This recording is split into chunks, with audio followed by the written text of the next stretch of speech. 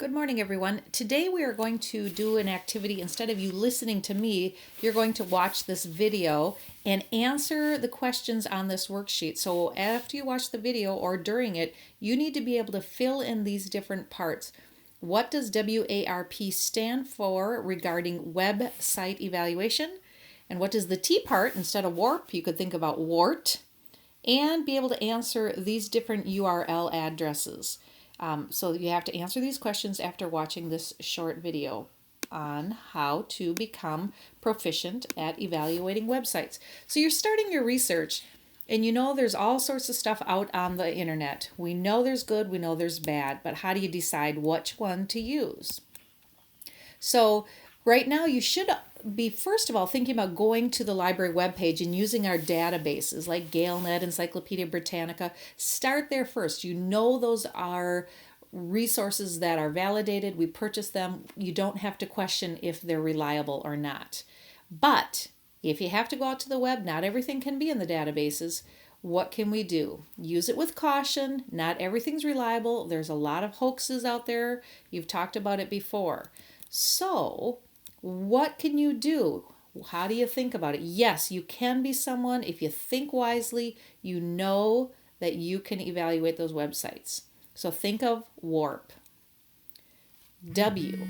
You think about www, the World Wide Web. You've seen it before. You've seen tons of it. The URL is that address at the top of the website, the Universal Resource Locator. Look at the tail at the end of those websites. Do you see some that are more often and reliable than others? Yes, there are. These are some of the websites that are out there that are really good educational ones that are nice for you for using your research. So one, if you look at a .com, this is the URL down here. If you see it at the bottom, it's the web address that can tell you .com sites are purchased by anyone like Target.com, Walmart.com.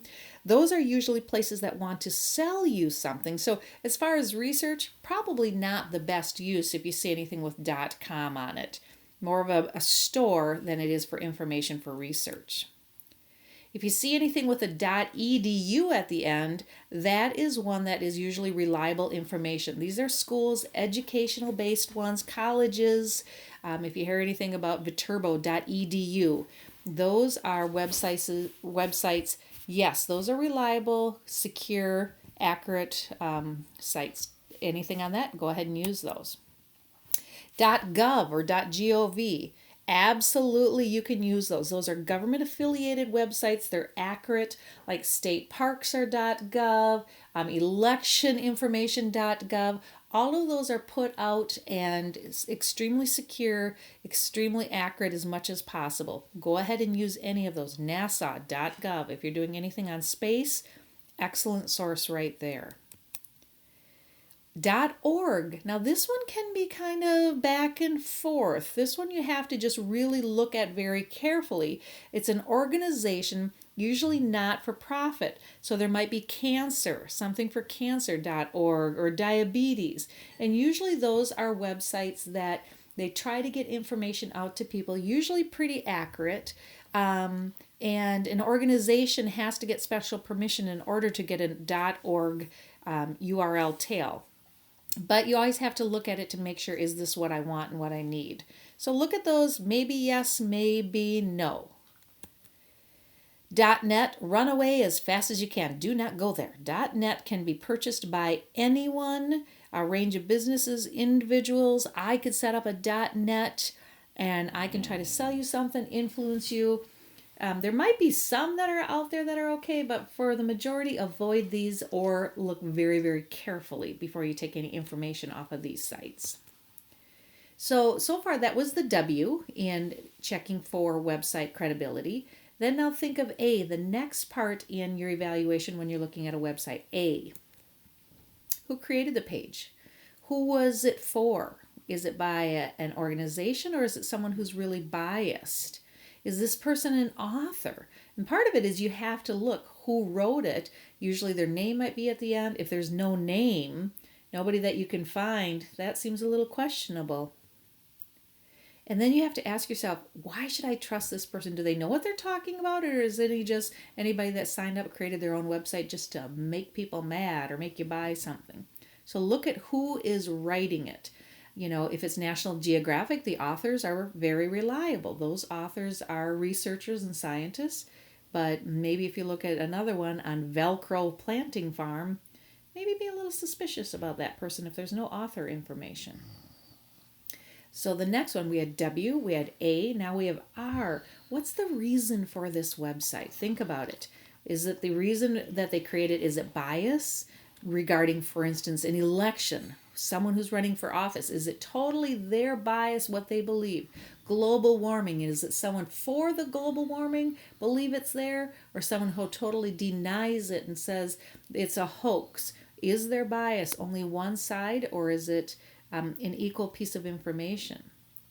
Bias prevents the consideration is not objective, and usually it can be swaying to one unfair way, maybe a prejudice.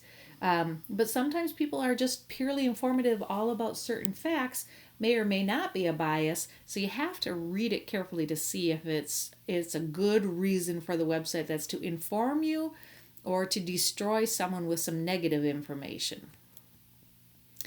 P, this is really important. When was this website published? If you're finding something that's too old for what you're looking for, that's not going to be helpful. Why is the publication date, or why is it important? When was the site last updated? If you're looking for something on cancer research and it hasn't been updated in 15 years, probably not the website that you want for that research project you're doing. Look at that date, check it out. And it depends. If you're looking for history of Ben Franklin, maybe information, primary sources about him that were from that time period, absolutely, those would be great. But if you're looking for someone on more current, like Carrie Underwood or famous musician or something, then you want to look at a more current publication date if that's what your current event is, or depending upon your topic. So just always take a minute to look at that publication and see how current it is. And if the P doesn't help you, you can also try to remember it. T. Think of it as a wart. Time. When was it published? When was it updated? So warp or wart, whatever helps you best. So, are you able to answer those questions on your sheet?